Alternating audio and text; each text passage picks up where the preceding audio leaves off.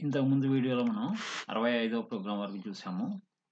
So, 66 programme నుంచి ఈ వీడియోలో చూద్దాము.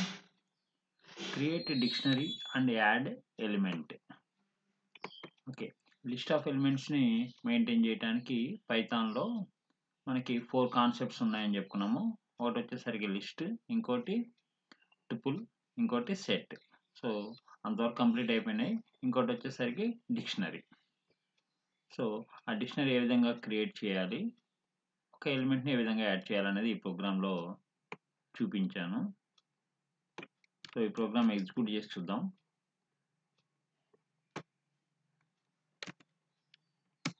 ఓకే. ఇక్కడ చూడండి, క్యాపిటల్ అనేది ఒక డిక్షనరీకి సంబంధించిన ఒక ఆబ్జెక్ట్. ఓకే. డిక్షనరీలో జనరల్‌గా మనం డిక్షనరీ అంటే ఏంటి? ఏదైనా ఒక వర్డ్ ఉంటుంది. ఆ వర్డ్‌కి సంబంధించిన మీనింగ్ ఉంటుంది కదా! సో, ఇక్కడ కూడా ఒక డిక్షనరీలో ఎట్లా ఉంటుందంటే దీన్ని కీ అనేసి అంటాం మనం. దీన్ని ఆ పర్టిక్యులర్ కీకి సంబంధించిన వాల్యూ. ఓకే. ఇక్కడ ఏపీ అనేది కీ, అమరావతి అనేది వాల్యూ. అట్లానే టీజీ అనేది కీ, హెచ్‌వైడీ అనేది వాల్యూ. ఓకే. సో, డిక్షనరీలో మనం కర్లీ బ్రేసెస్‌తో రిప్రజెంట్ చేస్తాం డిక్షనరీలోని ఎలిమెంట్స్‌ని. ఓకే. కర్లీ బ్రేస్‌తో స్టార్ట్ అవుతుంది. కర్లీ బ్రేస్‌తో ఎండ్ అవుతుంది. చూడండి ఇక్కడ ప్రింట్ క్యాపిటల్. క్యాపిటల్ అనే ఒక డిక్షనరీ ఆబ్జెక్ట్ తీసుకున్నాను. సో, ఈ విధంగా ప్రింట్ అయింది. ఓకే. తర్వాత క్యాపిటల్ స్క్వేర్ బ్రాకెట్స్‌లో గోవా అనే కీ ఇచ్చాను. ఇక్కడ వాల్యూ ఇచ్చాను. ఈక్వల్ టు పనాజీ అని వాల్యూ ఇచ్చాను. సో, ఆ క్యాపిటల్ అనే డిక్షనరీకి మనకి గోవా, పనాజీ అనే ఎలిమెంట్ కూడా యాడ్ అవుతుంది. సో, నెక్స్ట్ క్యాపిటల్‌ని ప్రింట్ చేసినప్పుడు ఏమొస్తుంది చూడండి. ఏపీ అమరావతి, టీజీ హైదరాబాద్, తర్వాత గోవాకి పనాజీ అనేసి ఈ విధంగా వస్తుంది. నెక్స్ట్ ప్రోగ్రామ్ చూద్దాం. Change dictionary value. డిక్షనరీలో కీ వాల్యూస్ ఉంటాయని చెప్పుకున్నాం కదా! వాల్యూని ఏ విధంగా మార్చాలంటే బేస్డ్ ఆన్ ఇండెక్స్. ఆ కీని బేస్ చేసుకొని మనం వాల్యూని మార్చొచ్చు. ఎట్లా మారుస్తామో చూద్దాం. సో, ఇక్కడ చూడండి, స్టూడెంట్ ఐడి అనేది ఒక డిక్షనరీ ఆబ్జెక్ట్. దాంట్లో 102 కీ రవి వాల్యూ, 103 అనే కీకి సోము అనేది వాల్యూ, 104 అనే కీకి రాజు అనేది వాల్యూ. ఓకే. సో, దాన్ని ప్రింట్ చేశాను నేను. తర్వాత 103 student ID of 103 equal to Prakash అని పెట్టా. అంతకుముందు ఏముంది, 103 కీకి సోము అనేసి ఉంది. ఇప్పుడు ఏం చేంజ్ చేశాను నేను, ప్రకాష్ అని పెట్టా. సో, నెక్స్ట్ స్టూడెంట్ ఐడి అనే డిక్షనరీ ఎలిమెంట్‌ని ప్రింట్ చేసినప్పుడు ఏమొస్తుంది చూడండి. ఫస్ట్ ఏమో రవి, సోము, రాజు అని వచ్చింది. తర్వాత రవి, ప్రకాష్, రాజు అనేసి వచ్చింది. సో, ఈ విధంగా డిక్షనరీలోని వాల్యూస్ మనం చేంజ్ చేసుకోవచ్చు. నెక్స్ట్ ప్రోగ్రామ్ చూడండి. Del statement to remove dictionary element. డిక్షనరీలోని ఒక ఎలిమెంట్‌ని రిమూవ్ చేయాలంటే డెల్ అనే స్టేట్మెంట్‌ని యూజ్ చేస్తాం. ఇక్కడ చూడండి, స్టూడెంట్ ఐడి అనే డిక్షనరీ, దాన్ని ప్రింట్ చేసాము. తర్వాత డెల్ స్టేట్మెంట్ ద్వారా 103 అనేది కీగా కలిగిన ఎలిమెంట్. ఏంటి, 103 సోము. సో, ఇది రిమూవ్ అయిపోతుంది. తర్వాత ప్రింట్ చేసినప్పుడు ఇక 103 సోము అనేది కనబడదు. ఓకే. ఒకసారి ఇది రన్ చేసి చూద్దాం.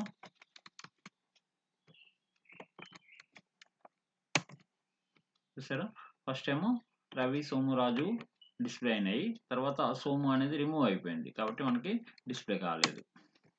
నెక్స్ట్ ప్రోగ్రామ్ చూద్దాం. Del statement to remove whole dictionary. Dictionary మొత్తాన్ని మనం రిమూవ్ చేయాలంటే జస్ట్ ఆ డిక్షనరీ ఆబ్జెక్ట్ యొక్క నేమ్ ఇస్తే సరిపోతుంది. ఇందాక ఏం చేసాం మనం, ఒక పర్టికులర్ ఎలిమెంట్ని రిమూవ్ చేయాలంటే ఆ డిక్షనరీలో ఆ ఎలిమెంట్ యొక్క కీ వాల్యూ, కీ కనుక ఇస్తే ఆ కీ అండ్ వాల్యూ రిమూవ్ అయిపోతుంది. ఇక్కడ డిక్షనరీ మొత్తాన్ని రిమూవ్ చేయాలంటే ఆ డిక్షనరీ యొక్క ఆబ్జెక్ట్ నేమ్ ఇస్తే సరిపోతుంది.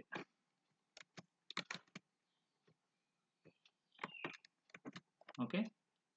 సో, మనం డిక్షనరీ మొత్తాన్ని ఇక్కడ ఈ స్టేట్మెంట్ ద్వారా రిమూవ్ చేసేసాం. తర్వాత కనుక మనం ఆ డిక్షనరీని ప్రింట్ చేద్దాం ట్రై చేస్తే ఏమొస్తుంది, ఎర్రర్ వస్తుంది. ఎందుకని, ఆ డిక్షనరీ లేదు కాబట్టి. Okay. So, first dictionary print అయింది. తర్వాత ఆ డిక్షనరీని డిలీట్ చేసేసాము. తర్వాత ప్రింట్ చేద్దామని ట్రై చేసినప్పుడు ఇది చూడండి, నాట్ డిఫైన్డ్ అనేసి వచ్చింది.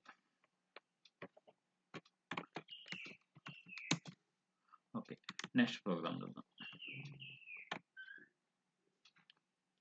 కీస్ అండ్ వాల్యూస్ సెపరేట్గా మనకు కావాలనుకుంటే కీస్ అని ఒక ఫంక్షన్ ఉంటుంది, తర్వాత వాల్యూస్ అని ఇంకో ఫంక్షన్ ఉంటుంది.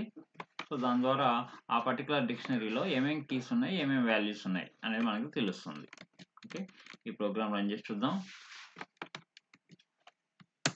చూసారా, డిక్షనరీ కీస్ వచ్చేసరికి 102, 103, 104.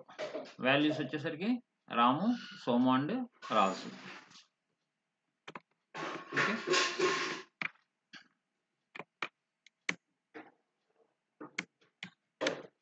ఓకే, నెక్స్ట్ ప్రోగ్రామ్ చూద్దాం. డేట్ టైం అనే ఒక మాడ్యూల్ ఉంటుంది పైథాన్లో. ఆ మాడ్యూల్ ద్వారా మనం ప్రెజెంట్ డేట్ అండ్ టైం ఎంత ఉంటుందో చూసుకోవచ్చు. చూసారా, ప్రెజెంట్ డేట్ 24వ తారీఖు. ఓకే, టైం వచ్చేసరికి 7 o'clock 11 minutes 31 seconds, milli seconds కూడా మనకి ఇక్కడ డిస్ప్లే అవుతుంది. ఓకే, సో డేట్ టైం అనే మాడ్యూల్, ఆ మాడ్యూల్లో డేట్ టైం అనే ఆబ్జెక్ట్ సంబంధించి నవ్ అనే ఫంక్షన్. ఓకే, తీసుకుంటే మనకి డేట్తో పాటుగా టైము విత్ మిల్లీ సెకండ్స్ కూడా మనకు వస్తుంది. Next, return the year and name of week day. Okay, మనకి ఇందాక date time with milli seconds వచ్చింది కదా, దాంట్లో ఓన్లీ ఇయరే కావాలనుకుంటే డాట్ ఇయర్ అని రాస్తే సరిపోతుంది. తర్వాత వీక్ డే కనుక కావాలనుకుంటే strftime అనే ఫంక్షన్ ఉంటుంది, దాంట్లో %a అని పెడితే వీక్ డే వస్తుంది. సో ఇక్కడ చూద్దాము, ఈ ప్రోగ్రామ్ రన్ చేసి. చూసారా, 2023 ఇవాళ ట్యూస్డే. ఓకే, %a అని పెడితే మనకి వీక్ డే అనేది ఈ విధంగా వచ్చింది. సపోజ్ క్యాపిటల్ ఏ కనుక పెట్టాను అనుకోండి, ట్యూస్డే అని కంప్లీట్గా వచ్చింది. చూసారా, అది. ఓకే, నెక్స్ట్ అట్లా strftime మనం ఇంకా చాలా యూజ్ చేయొచ్చు. అవి ఏంటనేది తర్వాత చూద్దాం. ఇక్కడ చూడండి, క్రియేట్ డేట్ ఆబ్జెక్ట్. మనం ఇందాక డాట్ నవ్ అని పెడితే కరెంట్ డేట్ అంటే ప్రెజెంట్ ఏం డేట్ ఏం టైం అనేది వచ్చింది. అట్లా కాకుండా మనం డేట్ ఆబ్జెక్ట్ని క్రియేట్ చేయొచ్చు. ఓకే, ఒక పర్టికులర్ డేట్ మనం ఇక్కడ ఇచ్చేస్తే దానికి సంబంధించిన డేట్ ఆ టైం అట్లా వస్తుంది అనమాట. ఓకే, అంటే మనం డాట్ నవ్ అని ఇస్తేనేమో కరెంట్ డేట్ అండ్ టైం వస్తుంది. అట్లా కాకుండా మనం ఏదైనా డేట్ని మెన్షన్ చేయొచ్చు. ఓకే, సో నెక్స్ట్ ప్రోగ్రామ్ చూడండి, strftime to format date objects. ఇందాక చెప్పుకున్నాం కదా, %a అని ఇస్తేనేమో week day in short, capital A ఇస్తే వీక్ డే ఇన్ ఫుల్, అట్లానే %b అని ఇస్తే మంత్ ఇన్ షార్ట్, w అని ఇస్తే వీక్ డే ఇన్ నెంబర్, ఈ విధంగా వస్తుంది. సో ఈ ప్రోగ్రామ్ రన్ చేసి చూద్దాం.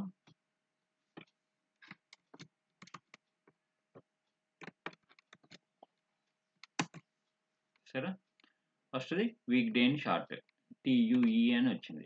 నెక్స్ట్ది week day in full Tuesday అని వచ్చింది, ట్యూస్డే. నెక్స్ట్ %b అని ఇస్తే మంత్ ఇన్ షార్ట్ జాన్ అని వచ్చింది. చూసారా, జాన్. నెక్స్ట్ %w అని ఇస్తే week day in number. Okay, వాళ్ళు ట్యూస్డే కాబట్టి మండేనేమో 1, ట్యూస్డేనేమో 2. ఓకే, తర్వాత డే ఆఫ్ మంత్ ఎన్నో తారీఖు అనేది 24 అని వచ్చింది. చూసారా, తర్వాత మంత్ ఇన్ నెంబర్ ఎన్నో మంత్ 1వ మంత్ జనవరి కాబట్టి.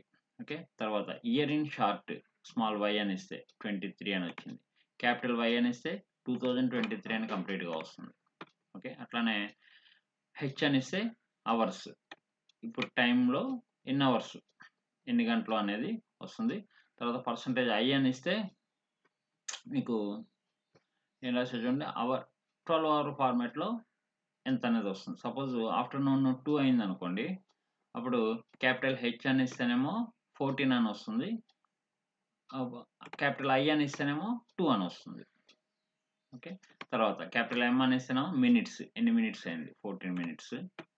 తర్వాత ఎన్ని సెకండ్లు 12 సెకండ్లని వచ్చింది. తర్వాత ఏఎంఆర్ పిఎం ఏఎం అనేసి వచ్చిందనమాట. సో ఈ విధంగా మనం strftime అనే ఫంక్షన్ ఉపయోగించి మనం ఈ డేట్ అండ్ టైంలో ఏది కావాలంటే దాన్ని ప్రింట్ చేసుకోవచ్చు. ఓకే. నెక్స్ట్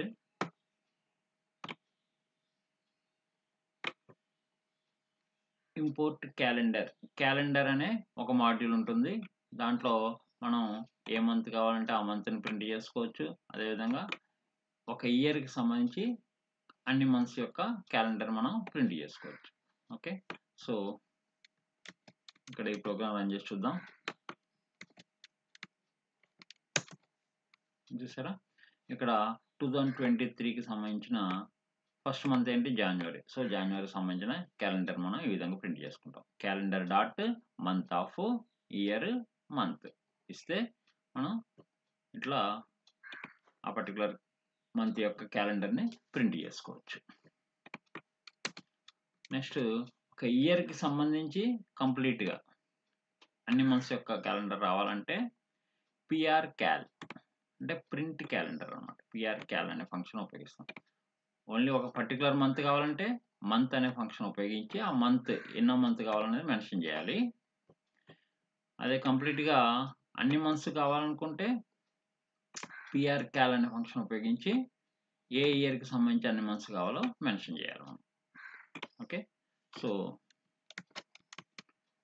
ఇక్కడ నేను ఆ ప్రోగ్రామ్ రన్ చేస్తున్నాను. చూసారా 2023కి సంబంధించి అన్ని మంత్స్ ఈ విధంగా మనకి ప్రింట్ అవుతాయి. Okay. So remaining programs next వీడియోలో చూద్దాం. 77 ప్రోగ్రామ్ నుంచి నెక్స్ట్ వీడియోలో చూద్దాం. ఓకే. ఈ ఛానల్ డెవలప్మెంట్కి ఏమన్నా ఫండ్స్ కనుక మీరు సెండ్ చేద్దాం అనుకుంటే ఇక్కడ మీకు ఈ ఫోన్ నెంబర్ ఉంది కదా, ఫోన్ నెంబర్ ఇది నా నేమ్. గూగుల్ పే కానీ ఫోన్పే కానీ పేటిఎం కానీ చేయండి. చేస్తే ఛానల్ డెవలప్మెంట్కి సహాయం చేసినట్టు అవుతుంది. ఓకే. Thank you.